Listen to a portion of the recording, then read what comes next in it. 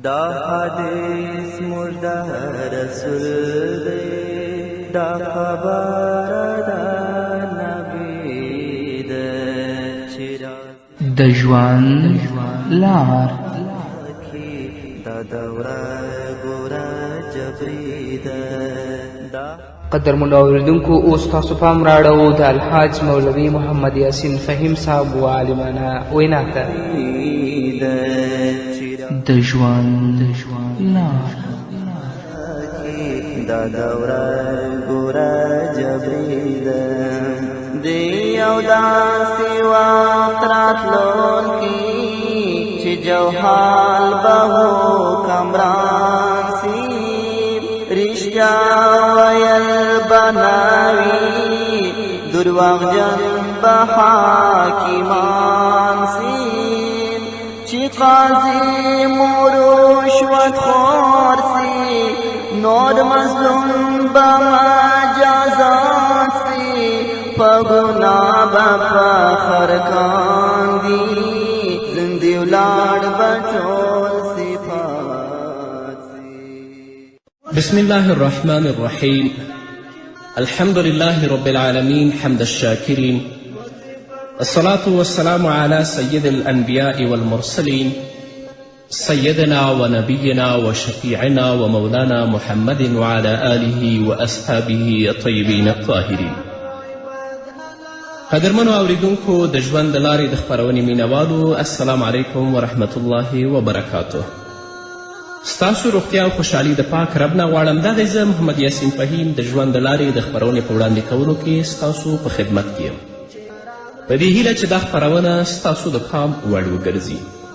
قدرمنو اوریدونکو، زموږ د نننۍ خپرونې موضوع د ځان ساتنې عملونه، یعنی هغه عملونه چې د هغه په واسطه باندې ته د ګناه نه بچ کیږي. له ګناهونو څخه د ځان ساتنې عملونه ټول هغه عملونه دي چې تقوا لاندې راځي، لکن د تقوا او وقایې ځینې متعلقات یا ورپورې اړوند هغه عملونه په نننۍ خپرونه کې موږ څیړو. که بنده ورته پاملرنه وکړي نو له ګناه څخه به یې د ځان ساتنې په باب کې لا زیاته مرسته وکړي. د ځان ساتنې دغه مهم عملونه: مراقبه، تفکر، محاسبه، له الله څخه ویره، آخرت یادول. دا 5 مهم عملونه دي چې انشاءالله په 2 او په 3 خپرونو کې به تاسو ته تفصیلا وړاندې شي. لومړی په دیو کې مراقبه ده. مراقبه چې معنا یې څارنه او ساتنه ده. د زړه د صفتونو څخه یو صفت دی، یعنی په زړه کې په دې باور درلودل چې الله رب العزت له ما څخه خبردار دی، هغه څارونکی او ساتونکی د عملونو دی، ما ګوري او ما څاري، له هغه څخه زما هیڅ حرکت او عمل پټ نه دی، که هغه ښکاره وي او یا پټ وي. لکه رب العزت په صورت النساء په 2 آیت کې فرمایي: ان الله کان علیکم رقیبا، بشکه الله ستاسې لیدونکی او ستاسو څارونکی دی. الله رب العزت په علم سره په هر ځای کې دی، هغه نږدې دی او هیڅ شی د الله رب العزت نه هیڅ شی نه پټیږي. چې دغه معنا د قرآن کریم په متعددو آیتونو کې ذکر شوی. د مثال په توګه الله رب العزت فرمایي: وهو معکم اینما کنتم. الله رب العزت له تاسو سره دی، په هر ځای کې چې تاسو یاستئ الله له تاسو سره دی. او په بل ځای کې الله فرمایي: واذا سألک عبادی عنی فانی قریب. او کله چې له تا څخه ای پیغمبره زما بندگان زما په باره کې پوښتنه وکړي نو ورته ووایه چې زه نږدې یم. په بل ځای کې الله فرمایي: ونحن اقرب الیه من حبل الورید. او موږ دې انسان ته د مرۍ له رګ څخه هم زیات نږدې. نو یو انسان چې په زړه کې په دې باور ولري چې الله رب العزت له ما څخه خبردار دی، الله زما څارونکی دی، الله زما د عملونو ساتونکی دی، الله ما ګوري، الله ما څاري، زما هیڅ حرکت او عمل د الله نه پټ نه دی، نو دا انسان کیدای شي د ګناه نه بچ شي. همدارنګه محمد رسول الله صلی الله علیه وسلم فرمایي: ان افضل الایمان ان تعلم ان الله معك حیثما کنت. بهترین ایمان دا دی چې ته پوه شې په دې باندې چې الله خامخا در سره دی، هر ځای کې چې بهترین ایمان دغه دی چې ته په دې باندې پوه شې چې الله ما سره دی چې زه په هر ځای کې یم. په بل حدیث کې راځي چې رسول الله صلی الله علیه وسلم ته یو سړی راغی. د رسول الله صلی الله علیه وسلم نه یې پوښتنه وکړه وما تزکیة المرء نفسه یا رسول الله. ای د الله رسوله د بنده د ځان پاکوالي یعنی د بنده د ځان پاکوالی په څه سره دی په څه سره ځان پاکولی شي؟ رسول الله ورته وفرمیل ان یعلم ان الله معه حیث ما کان. په دې سره چې دی وپوهیږي او په دې باندې باور ولري چې الله د دې سره دی چې دا په هر ځای کې وي، نو په دې سره تزکیه د نفس راځي. د یو انسان حالت له دې څخه خالی نه دی، یا به د اطاعت په کار کې وي یا د ګناه په کار کې او یا د مباح او جایز کار کې. خامخا ځینې بندگان دي چې د الله په اطاعت کې مشغول دي، ځینې بندگان دي چې هغه د الله په نافرمانی کې مشغول دي، او ځینې بندگان دي چې هغه جایز او مباح کار کې مصروف دي. نو په اطاعت کې مراقبه او څارنه دا ده چې اخلاص، پوره او د آدابو رعایت ته وکتل شي، او د ریا او عجب له آفتونو څخه ساتنه وشي. د ګناه په کار کې مراقبه دا ده چې بنده ورڅخه حیا وکړي، سمدستي یې پرېږدي او په خپل ګناه باندې پښیمانه شي او توبه ورڅخه وباسي. په جایز کار کې مراقبه دا ده چې په خپل ترتیب سره وشي، د خپل پالونکي احسانمندي او د هغه شکریه پکې ادا کړي. او د مصیبت په حالت کې د مراقبې ثمره دا ده چې بنده صبر وکړي او د نعمت او خوشحالي په مهال یې ثمره دا ده چې د الله د نعمت شکر وباسي. کله چې محمد رسول الله صلی الله علیه وسلم معاذ بن جبل رضی الله تعالی عنه یمن ته د حاکم په حیثیت لیږلو، نو معاذ بن جبل ته داسې وصیت وکړی اتق الله حیث ما کنت واتبع السیئة الحسنه تمحوها وخالق الناس بخلق حسن. هر چیره او په هر حال کې چې ته له الله څخه وویریږه او د ګناه کار مه کوه او د بدي پسې نیکي کوه چې هغه یې محوه کړي. یعنی چې کله دې بدي وکړه د هغه پسې متصل نیکي وکړه چې ستا بدي د ستا نیکي محوه کړي، او له خلکو سره ښه چلند کوه. په دې ارشاد کې محمد رسول الله صلی الله علیه وسلم معاذ رضی الله تعالی عنه ته داسې وصیت کوي چې په پټ او ښکاره دواړو حالاتو کې له الله څخه ویره کوه او د ګناه کار ته مه نږدې کیږه. یعنی د الله نه داسې حیا کوه لکه څنګه چې د خپل کورنۍ یو معزز او محترم سړي څخه ته ویره لري، د هغه نه حیا کوې، همدارنګه د الله نه ته حیا کوه. همدارنګه محمد رسول الله صلی الله علیه وسلم ابو ذر رضی الله تعالی عنه ته وصیت کوي اوصیک بتقوی الله فی سر امرک وعلانیته.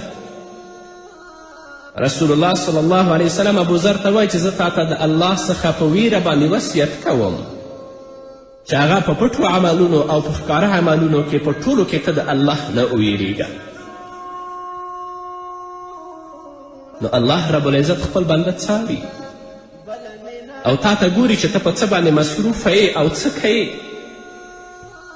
نو د رب العزت د دغه صفت د مراقبې او څارنې دا غوښتنه ده چې انسان له خپل پروردګار څخه حیا وکړي او په تنهایی کې دا وننګېري چې څوک یې نه ګوري، بلکې الله رب العزت دې ګوري. که بندگان تا څوک نه ګوري خو الله دې ګوري. نو باید چې د خلکو په نسبت یې له الله تعالی څخه حیا او ویره زیاته وي. د الله رب العزت علم او پوهه هر ځای ته رسیږي او الله رب العزت ته هر څه معلوم دي. نو باید چې انسان الله نه غافله نشي او نه د کوم بد کار جرأت وکړي. الله رب العزت فرمایي یعلم خائنة الاعین وما تخفي الصدور. الله رب العزت پوهیږي پر خاینو سترګو او په هغه څه چې په سینو کې دي. که د سترګه هم خیانت کوي الله په هغه باندې پوهیږي، او کوم شی چې ستا په زړه کې هم ګرځي الله په هغه باندې پوه دی. نو راشه د رب نه ویریږه او دې ته متوجه شه چې الله زما څارنه کوي. هر وخت کې الله له ما سره دی. د الله نه حیا وکړه، ګناه ته لاس مه اوږدوه. دا حدیث موږ د رسول دی، دا خبره د نبی ده چې راځي پر مخدم کې دا دوره ګوره جبري ده. امام ابن کثیر رحمه الله د دې آیت تفسیر او وضاحت داسې کړی دی الله تعالی د خپل پوره او محیط علم له مخې پر هر شي باندې پوهه لري که هغه لږ وي یا ډېر ارزښت لرونکی وي او یا بې ارزښته وي ان تر دې چې د ډېرو باریکو څیزونکو ته د الله رب العزت علم رسیږي نو باید چې انسان د رب العزت د نافرمانی او د الله رب العزت د مخالفت څخه حیا ولري که یو څوک خپلې سترګې د الله تعالی په نافرمانی کې استعمالوي او پردیو نامحرمو ښځو ته ګوري نو په دې دې پوه شي چې دغسې خاینې سترګې الله رب العزت ته معلومې دي او هغه د خلکو د سینو په پټو رازونو باندې الله رب العزت هم خبردار دی محمد بن منکدر رحمه الله یو سړی ولیده چې پردۍ ښځې سره ولاړ و او هغه سره خبرې کولې نو محمد بن منکدر ورته وویل الله تعالی تاسې دواړه ګوري نو د رب العزت نه تاسې وشرمېږئ الله دې په موږ باندې رحم وکړي نن څه حالت دی په دې ټولنه کې روان دی له حضرت جنید څخه پوښتنه وشوه د حرامو لیدلو څخه د سترګو حفاظت څنګه کیږي هغه وویل په دې سره چې ته وپوهیږي او باور ولرې چې مخکې له دې نه ته حرامو ته ګورې د هغه نه وړاندې الله تا ته ګوري مخکې دې نه چې ستا سترګې حرامو ته ورسیږي الله لیدل تا ته وخته در رسېدلي نو رب نه حیا وکړه د الله نه وشرمېږه عبدالله بن مبارک رحمه الله یو چا ته وویل چې الله رب العزت څارونکی وګرځوه په خپل ځان باندې نو هغه د دې خبرې وضاحت وغوښته عبدالله بن مبارک ورته ویل همیش په دې باور او یقین اوسه چې الله تعالی تا ګوري د الله نه ته غایب نه یې او امام احمد رحمه الله دا شعر به زمزمه کولو اذا ما خلوت الدهر یوما فلا تقل خلوت وخوق على رقیب ولا تحسبن الله یغفل ساعة ولا ان ما یخفي علیه یغیب کوم مهال چې ته یوه ورځ تنها شې ځان ته شې نو داسې مه وایه چې زه تنها او یوازې شوم بلکې داسې وایه چې پر ما باندې څارونکی ذات ولاړ دی او هیڅکله دا ګمان مه کوه چې الله تعالی په کوم ساعت کې نه خبره کیږي او مه خو په دې فکر کې اوسه چې له هغه څخه پټ شیان غایب دي بلکې هغه چې پټ شیان دي الله رب العزت هغه هم ګوري د الله نه خلاصون نه لري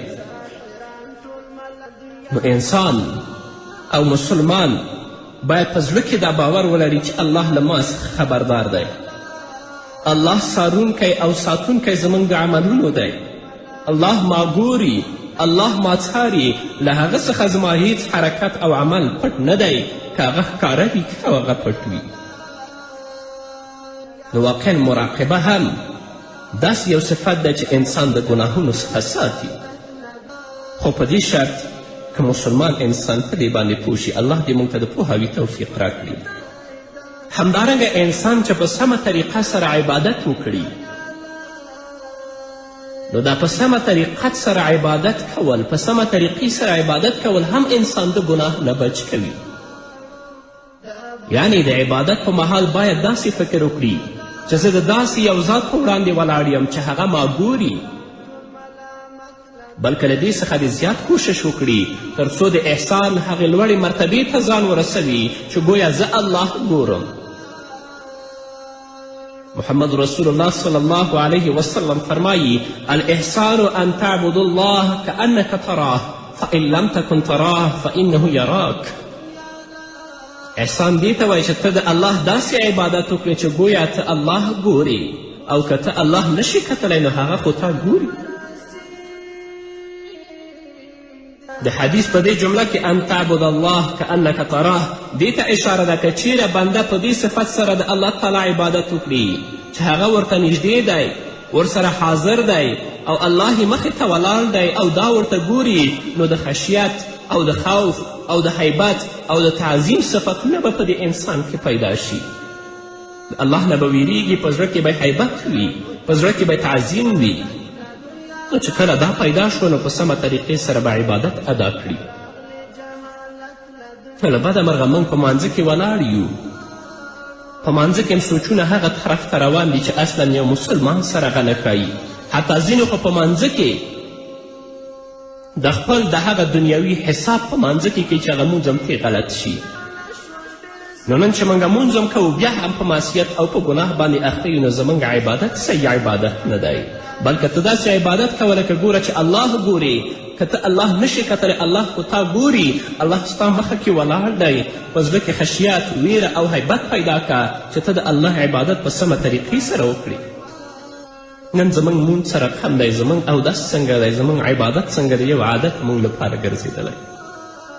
او دغه جمله چې رسول الله په حدیث کې فرمایلی فإن لم تکن تراه فإنه یراک، که ته الله نه وینې الله خو تا ویني، دا د دې افاده کوي که یو بنده لومړۍ مرتبې ته نشي رسېدلی چې الله وګوري او دغسې احساس کول ورته سخت وي، نو بیا خو هرومرو داسې باور ولري چې یقینا الله خو ما ګوري. ته الله نشي کتلی نو الله خو تا ګوري. الله رب العزت د ستا په پټو عملونو، د ستا په ښکاره عملونو، د ستا د دننه او په بیرون په ټولو حالاتو باندې پوه او عالم دی او هیڅ شی د الله نه پټیږي. نو باید چې په درسته او سمه طریقه د الله عبادت وکړي تر څو د دې عبادت په واسطه باندې ته د ګناهونو نه بچ شي. په یو حدیث کې راغلی دی چې عبدالله بن عمر رضی الله تعالی عنه فرمایي چې محمد رسول الله صلی الله علیه وسلم په ما باندې لاس کیښود او راته وفرمیل اعبد الله کانک تراه. ای عبدالله ابن عمره ته د الله داسې عبادت کوه گویا چې ته الله ګوري. او په بل روایت کې راغلی یو سړی رسول الله صلی الله علیه وسلم ته راغی او رسول الله ته یې ویلې چې ته ماته یوه لنډه خبره راوښیه چې په هغه باندې زه کامیاب شم. رسول الله صلی الله علیه وسلم ورته وفرمیل صلی صلاة مودع فإنك إن كنت لا تراه فإنه یراک. د رخصت کیدونکي د شخص په شان باندې ته عبادت کوه، یعنی د رخصت کیدونکي شخص په شان باندې ته مونځ کوه. بېشکه که ته الله نه ګورې نو الله رب العزت خو تا ګوري. زموږ اودس نه دی، مونځ مونځ نه دی. په مانځه کې ولاړو په جومات کې یا د جومات چت ته ګورو یا د جومات دیوالونو ته ګورو یا د جومات نه بهر که څوک ګرځي هغه ته ګورو، اصلا زموږ په زړونو کې خشوع، تضرع او عاجزي نشته او په دې فکر کې نه یو چې الله خو موږ ګوري. نو که د مراقبې صفت په موږ کې پیدا شه چې الله موږ څاري، الله موږ ګوري، هغه زموږ په پټو او ښکاره رازونو باندې الله عالم دی، نو هیڅکله به د رب العزت نافرماني بیا موږ ونه کړو. نن خو له دنیا د انسانانو نه خپل بد عملونه پټوي، خو د رب نه باید څنګه پټ کړي. همدارنګه په خپل عملونو کې اخلاص پیدا کول. په عملونو کې اخلاص ته پاملرنه ډیره ضروري ده، ځکه چې عملونه بې له اخلاص څخه نه قبلیږي. هغه عمل چې په هغه کې اخلاص نه وي په هغه کې روح نشته. محمد رسول الله صلی الله علیه وسلم فرمایي انما الاعمال بالنیات، بېشکه چې د عملونو دارومدار او قبلیدل په نیتونو سره دي چې ستا نیت څنګه دی. باید چې بنده د یو کار په پیل کې د الله تعالی د مراقبې او څارنې احساس وکړي. کوم کار چې ته کوې نو د مراقبې او د څارنې احساس وکړه چې الله خو ما ګوري او الله ما څاري. او بیا وروسته چې کوم عمل کوي نو په کار دی چې دغه عمل د رب العزت د رضا لپاره وکړي. او همدارنګه له خپل ځان سره په دې فکر او غور وکړي چې آیا د دې کار لپاره زما اراده او حرکت کول د الله په خاطر دي او که د خپل ځان لپاره او د خپل د هوس لپاره. په دې کې دا فکر هم وکړه چې آیا دا عمل زما د الله لپاره دی او که د خپل ځان لپاره. که د خپل ځان لپاره شي نو بیا به بېفایدې او نایعنی کار کې ته مشغوله شي، او کوم کار چې د الله تعالی په خاطر نه وي هغه بېفایدې دی چې یو مسلمان سره د هغه کول نه ښایي. رسول الله صلی الله علیه وسلم فرمایي من حسن اسلام المرء ترکه ما لا یعنیه. د بنده له ښه اسلامیت څخه پرېښودل د هغه څیز دی چې هغه فایده ورته نه رسوي. نن په هغو کارونو کې من مشغوله یو چې اصلا موږ ته فایده نه لري. نو الله رب العزت دی د هر څه نه مخکې زموږ په زړونو کې اخلاص او صداقت ته ځای ورکړي. او بیا د اخلاص او صداقت نه وروسته چې کوم عمل کوو په دې باندې پوه شو چې الله موږ څاري، الله موږ ویني. هغه عملونه که هغه موږ په پټه باندې کوو یا هغه عملونه چې موږ په ښکاره باندې کوو الله حاضر و ناظر دی، موږ ویني. نو د الله نه حیا پکار ده چې د الله نه انسان وشرمېږي. نو چې د الله نه ستا حیا په زړه کې پیدا شوه، د الله نه وشرمېدلې، نو بیا به د رب العزت نافرماني ته هیڅکله نه کوي. د رسول الله صلی الله علیه وسلم نه پوښتنه وشوه چې په هغه ځای کې انسان یوازې وي آیا هلته خپل عورت لوڅ کړي څنګه کړي؟ رسول الله صلی الله علیه وسلم پوښتنه وکړه الله احق ان یستحیه منه، الله د دې زیات حقدار دی چې حیا ورڅخه وشي. الله نه حیا هغه ګناه چې ته کوې آیا د الله ویره دې په زړه کې پیدا کیږي که نه؟ د الله نه شرم او حیا د ستا په زړه کې راځي او که نه؟ نو مراقبه هغه شی دی چې د ګناه نه به تا بچ کوي. نو الله دې موږ ته د دې توفیق راکړي چې په دې باندې پوه شو چې الله موږ څاري، الله موږ ویني، زموږ په پټو او ښکاره رازونو باندې الله عالم دی. الله دې موږ په دې باندې پوه چې بیا وروسته هغه عملونه وکړو چې په هغه کې د الله رضا زموږ مطلوب او مقصود وي. په دې هیله قدرمنو اورېدونکو دا به زموږ نننۍ خپرونه چې ستاسو درانه حضور ته وړاندې کړه. تر بلې خپرونې پورې چې زه بیا هم ستاسو درانه حضور ته راځم، تاسو ټول په پاک رب سپارم. پاتې ژوند او پاتې ورځم نیکمرغه پاک الله مو مل شه. دی یو داسې وخت راتلونکی چې جوحال به حکمران سي، رښتیا ویل به نه وي، درواغجن به حاکمان سي، چې قاضي مو رشوت خور سي، نور مظلوم به مجازات سي، په ګناه به فخر کاندي، زندې ولاړ به ټول صفات سي. دا حدیث موږ د رسول دی، دا خبره د نبي ده چې راځي پر مخ د مځکې، دا دوره ګوره جبري ده. دا حدیث موږ د رسول دی، دا خبره د نبي ده چې راځي پر مخ د مځکې، دا دوره ګوره جبري ده.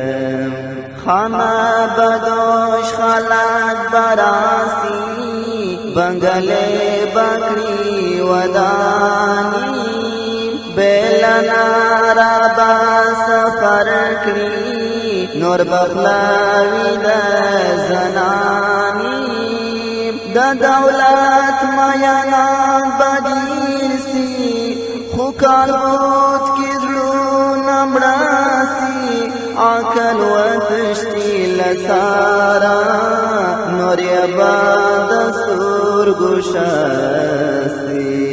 دا حدیث موږ د رسول دی، دا خبره د نبي ده چې راځي پر مخ د مځکې، دا دوره ګوره جبري ده.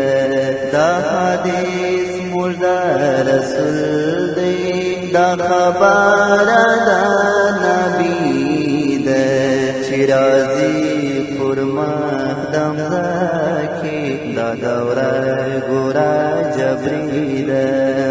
د دولت میانان به ډېر سي، خو کالبوت کې زړونه مړه سي، عقل وتشتي لسارا، نور یې به د سترګو شاسي.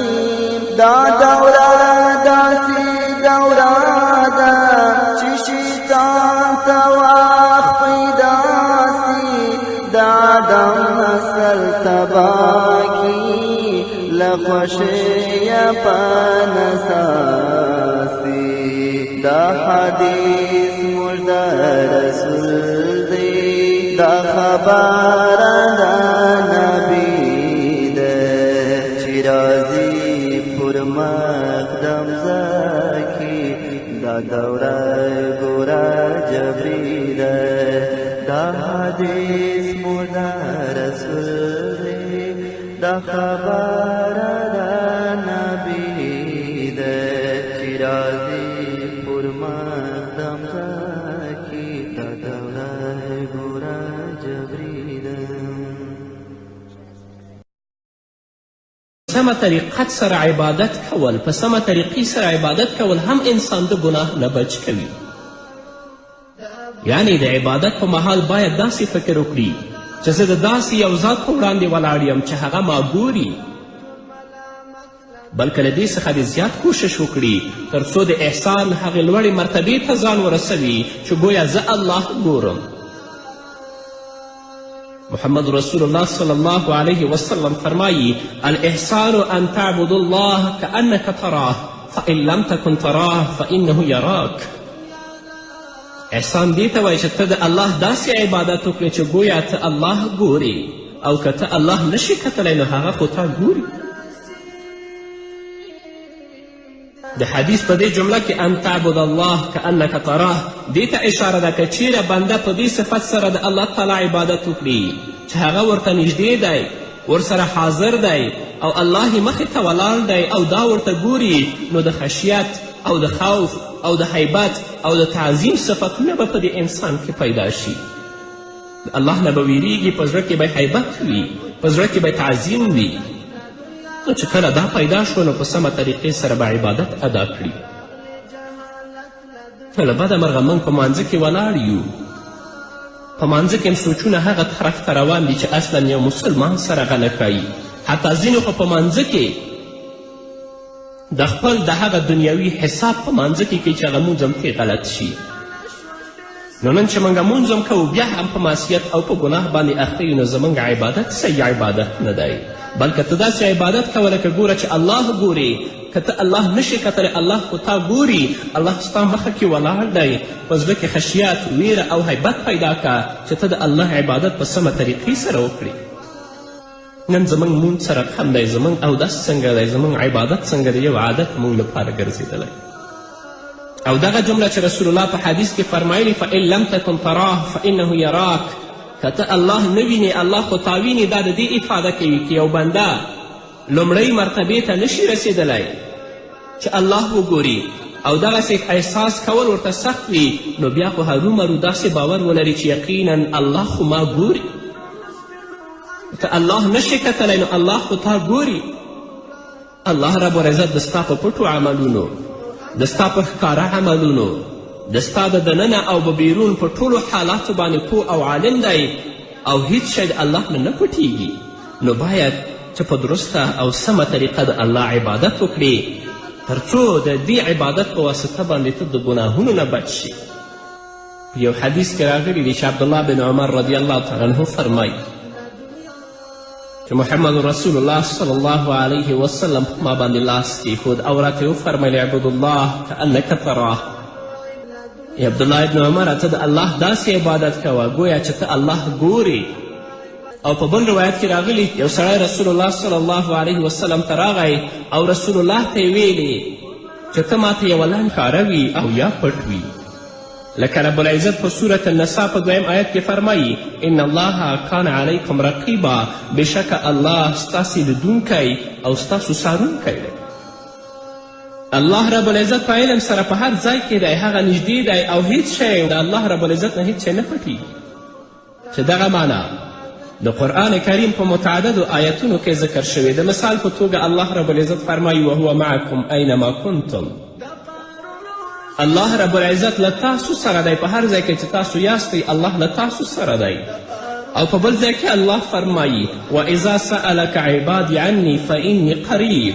او کله چې له تا څخه ای پیغمبره زما بندگان زما په باره کې پوښتنه وکړي نو ورته ووایه چې زه نږدې یم. په بل ځای کې الله فرمایي ونحن اقرب الیه من حبل الورید. او موږ دې انسان ته د مرۍ له رګ څخه هم زیات نږدې. نو یو انسان چې په زړه کې په دې باور ولري چې الله رب العزت له ما څخه خبردار دی، الله زما څارونکی دی، الله زما د عملونو ساتونکی دی، الله ما ګوري، الله ما څاري، زما هیڅ حرکات او عمل د الله نه پټ نه دی، نو دا انسان کیدای شي د ګناه نه بچ شي. همدارنګه محمد رسول الله صلی الله علیه وسلم فرمایي ان افضل الایمان ان تعلم ان الله معك حیثما كنت. بهترین ایمان دا دی چې ته پوه شې په دې باندې چې الله خامخا در سره دی هر ځای کې چې. بهترین ایمان دغه دی چې ته په دې باندې پوه شې چې الله ما سره دی، چې زه په هر ځای کې یم. په بل حدیث کې راځي چې رسول الله صلی الله علیه وسلم ته یو سړی راغی. د رسول الله صلی الله علیه وسلم نه یې پوښتنه وکړه وما تسکیة المرء نفسه یا رسول الله، ای د الله رسوله د بنده د ځان پاکوالي، یعنی د بنده د ځان پاکوالی په څه سره دی، په څه سره ځان پاکولی شي؟ رسول الله ورته وفرمیل ان یعلم ان الله معه حیثما کان، په دې سره چې دی وپوهیږي او په دې باندې باور ولري چې الله د دې سره دی چې دا په هر ځای کې وي، نو په دې سره تزکیه د نفس راځي. د یو انسان حالت له دې څخه خالی نه دی، یا به د اطاعت په کار کې وي، یا د ګناه په کار کې، او یا د مباح او جایز کار کې. خامخا ځینې بندگان دي چې د الله په اطاعت کې مشغول دي، ځینې بندگان دي چې هغه د الله په نافرمانی کې مشغول دي، او ځینې بندگان دي چې هغه جایز او مباح کار کې مصروف دي. نو په اطاعت کې مراقبه او څارنه دا ده چې اخلاص، پوره او د آدابو رعایت ته وکتل شي، او د ریا او عجب له آفتونو څخه یې ساتنه وشي. د ګناه په کار کې مراقبه دا ده چې بنده ورڅخه حیا وکړي، سمدستي یې پرېږدي او په خپل ګناه باندې پښیمانه شي او توبه ورڅخه وباسي. په جایز کار کې مراقبه دا ده چې په خپل ترتیب سره وشي، د خپل پالونکي احسانمندي او د امام ابن کثیر رحمه الله د دې آیت تفسیر او وضاحت داسې کړی دی. الله تعالی د خپل پوره او محیط علم له مخې پر هر شي باندې پوهه لري، که هغه لږ وي یا ډېر، ارزښت لرونکی وي او یا بې ارزښته وي، ان تر دې چې د ډېرو باریکو څیزونکو ته د الله رب العزت علم رسیږي. نو باید چې انسان د رب العزت د نافرمانی او د الله رب العزت د مخالفت څخه حیا ولري. که یو څوک خپلې سترګې د الله تعالی په نافرمانی کې استعمالوي او پردیو نامحرمو ښځو ته ګوري، نو په دې دې پوه شي چې دغسې خاینه سترګې الله رب العزت ته معلومې دي، او هغه د خلکو د سینو په پټو رازونو باندې الله رب العزت هم خبردار دی. محمد بن منکدر رحمه الله یو سړی ولیده چې پردۍ ښځې سره ولاړ و او هغه سره خبرې کولې. نو محمد بن منکدر ورته وویل الله تعالی تاسې دواړه ګوري، نو د رب العزت نه تاسې وشرمېږئ. الله دې په موږ باندې رحم وکړي. نن څه حالت دی په دې ټولنه کې روان دی. له حضرت جنید څخه پوښتنه وشوه د حرامو لیدلو څخه د سترګو حفاظت څنګه کیږي؟ هغه وویل په دې سره چې ته وپوهیږي او باور ولرې چې مخکې له دې نه ته حرامو ته ګورې، د هغه نه وړاندې الله تا ته ګوري. مخکې دې نه چې ستا سترګې حرامو ته ورسیږي، الله لیدل تا ته وخته در رسېدلي، نو رب نه حیا وکړه، د الله نه وشرمېږه. عبدالله بن مبارک رحمه الله یو چاته وویل چې الله رب العزت څارونکی وګرځاوه په خپل ځان باندې، نو هغه د دې خبرې وضاحت وغوښته. عبدالله بن مبارک ورته ویل همیش په دې باور او یقین اوسه چې الله تعالی تا ګوري، د الله نه ته غایب نه یې. او امام احمد رحمه الله دا شعر به زمزمه کولو: اذا ما خلوت الدهر یوما فلا تقل خلوت وخوق على رقیب ولا تحسبن الله یغفل ساعة ولا ان ما یخفی علیه یغیب. کوم مهال چې ته یوه ورځ تنها شې، ځان ته شې، نو داسې مه وایه چې زه تنها او یوازې شوم، بلکې داسې وایه چې پر ما باندې څارونکی ذات ولاړ دی، او هیڅکله دا ګمان مه کوه چې الله تعالی په کوم ساعت کې نه خبره کیږي، او مه خو په دې فکر کې اوسه چې له هغه څخه پټ شیان غایب دي، بلکې هغه چې پټ شیان دي الله رب العزت هغه هم ګوري، د الله نه خلاصون نه لري. نو انسان او مسلمان باید په زړه کې دا باور ولري چې الله له ما څخه خبردار دی، الله څارونکی او ساتونکی زموږ د عملونو دی، الله ما ګوري، الله ما څاري، له هغه څخه زما هیڅ حرکت او عمل پټ نه دی، که هغه ښکاره وي که هغه پټ وي. نو واقعا مراقبه هم داسې یو صفت دی چې انسان د ګناهونو څخه ساتي، خو په دې شرط که مسلمان انسان په دې باندې پوه شي. الله دې موږ ته د پوهاوي توفیق راکړي. همدارنګه انسان چې په سمه طریقه سره عبادت وکړي، نو دا پس دا حدیث موږ د رسول دی، دا خبره ده د ژوند لار. دا دوره ګوره جبري ده. قدرمنو اورېدونکو اوس تاسو پام راړو د الحاج مولوي محمد یاسین فهیم صاحب و عالمانه وینا ته. د ژوند لار. دا دوره ګوره جبري ده. د یو داسې وخت راتلونکي چې جوحال به حکمران سي، رښتیا ویل به نه وي، درواغجن به حاکمان سي، چې قاضي مو رشوت خور سي، نور مظلوم به مجازات سي، په ګناه به فخر کاندي، زندې ولاړ به ټول صفات سي. بسم الله الرحمن الرحيم. الحمد لله رب العالمين حمد الشاكرين، الصلاة والسلام على سيد الأنبياء والمرسلين سيدنا ونبينا وشفيعنا ومولانا محمد وعلى آله وأصحابه الطيبين الطاهرين. قدرمنو اوریدونکو د ژوند د لارې د خپرونې مینوالو، السلام علیکم ورحمت الله وبرکاته. ستاسو روغتیا او خوشحالي د پاک رب نه غواړم. دغه زه محمد یاسین فهیم د ژوند د لارې د خپرونې په وړاندې کولو کې ستاسو په خدمت کې یم، په دې هیله چې دا خپرونه ستاسو د پام وړ وګرځي. قدرمنو اوریدونکو، زموږ د نننۍ خپرونې موضوع د ځان ساتنې عملونه، یعنی هغه عملونه چې د هغه په واسطه باندې ته د ګناه نه بچ کیږي. له ګناهونو څخه د ځان ساتنې عملونه ټول هغه عملونه دي چې تقوا لاندې راځي، لکن د تقوا او وقایې ځینې متعلقات یا ورپورې اړوند هغه عملونه په نننۍ خپرونه کې موږ څیړو. که بنده ورته پاملرنه وکړي نو له ګناه څخه به یې د ځان ساتنې په باب کې لا زیاته مرسته وکړي. د ځان ساتنې دغه مهم عملونه مراقبه، تفکر، محاسبه، له الله څخه ویره، آخرت یادول. دا 5 مهم عملونه دي چې انشاءالله په 2 او په 3 خپرونو کې به تاسو ته تفصیلا وړاندې شي. لومړی په دیو کې مراقبه ده. مراقبه چې معنا یې څارنه او ساتنه ده. د زړه د صفتونو څخه یو صفت دی، یعنی په زړه کې په دې باور درلودل چې الله رب العزت له ما څخه خبردار دی، هغه څارونکی او ساتونکی د عملونو دی، ما ګوري او ما څاري، له هغه څخه زما هیڅ حرکت او عمل پټ نه دی که هغه شکریه پکې ادا کړي. او د مصیبت په حالت کې د مراقبې ثمره دا ده چې بنده صبر وکړي، او د نعمت او خوشحالي په مهال یې ثمره دا ده چې د الله د نعمت شکر وباسي.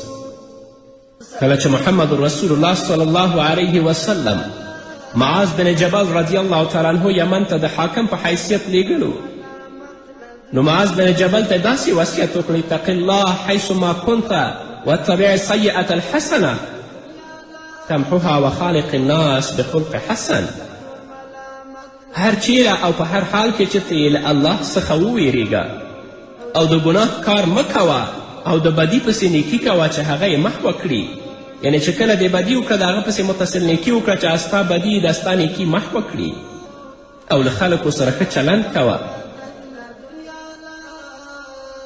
په دې ارشاد کې محمد رسول الله صلی الله علیه وسلم معاذ رضی الله تعالی عنه ته داسې وصیت کوي چې په پټ او ښکاره دواړو حالاتو کې له الله څخه ویره کوه او د ګناه کار ته مه نږدې کیږه. یعنی د الله نه داسې حیا کوه لکه څنګه چې د خپل کورنۍ یو معزز او محترم سړي څخه ته ویره لري، د هغه نه حیا کوي، همدارنګه د الله نه ته حیا کوه. همدارنګه محمد رسول الله صلی الله علیه وسلم ابو ذر رضی الله تعالی عنه ته وصیت کوي: اوصیک بتقوی الله فی سر امرک وعلانیته. رسول الله صلی الله علیه وسلم ابو ذر ته وایي چې زه تا ته د الله څخه په ویره باندې وصیت کوم چې هغه په پټو عملونو او په ښکاره عملونو کې په ټولو کې ته د الله نه ویریږه. نو الله رب العزت خپل بنده څاري، او تا ته ګوري چې ته په څه باندې مصروفه یې او څه کوې. نو د رب العزت د دغه صفت د مراقبې او څارنې دا غوښتنه ده چې انسان له خپل پروردګار څخه حیا وکړي او په تنهایی کې دا وننګېري چې څوک یې نه ګوري، بلکې الله رب العزت دې ګوري. که بندګان تا څوک نه ګوري خو الله دې ګوري. نو باید چې د خلکو په نسبت یې له الله تعالی څخه حیا او ویره زیاته وي. د الله رب العزت علم او پوهه هر ځای ته رسیږي او الله رب العزت ته هر څه معلوم دي. نو باید چې انسان الله نه غافله نشي او نه د کوم بد کار جرأت وکړي. الله رب العزت فرمایي یعلم خائنة الاعین وما تخفي الصدور. الله رب العزت پوهیږي پر خاینو سترګو او په هغه څه چې په سینو کې دي. که د سترګه هم خیانت کوي الله په هغه باندې پوهیږي او کوم شی چې ستا په زړه کې هم ګرځي الله په هغه باندې پوه دی. نو راشه د رب نه ویرېږه او دې ته متوجه شه چې الله زما څارنه کوي. هر وخت کې الله نه ما سره دی. د الله نه حیا وکړه، ګناه ته لاس مه اوږدوه. دا حدیث مرده رسول دی، دا خبره دا نبی دی چې راځي پر مخ د مځکې دا دوره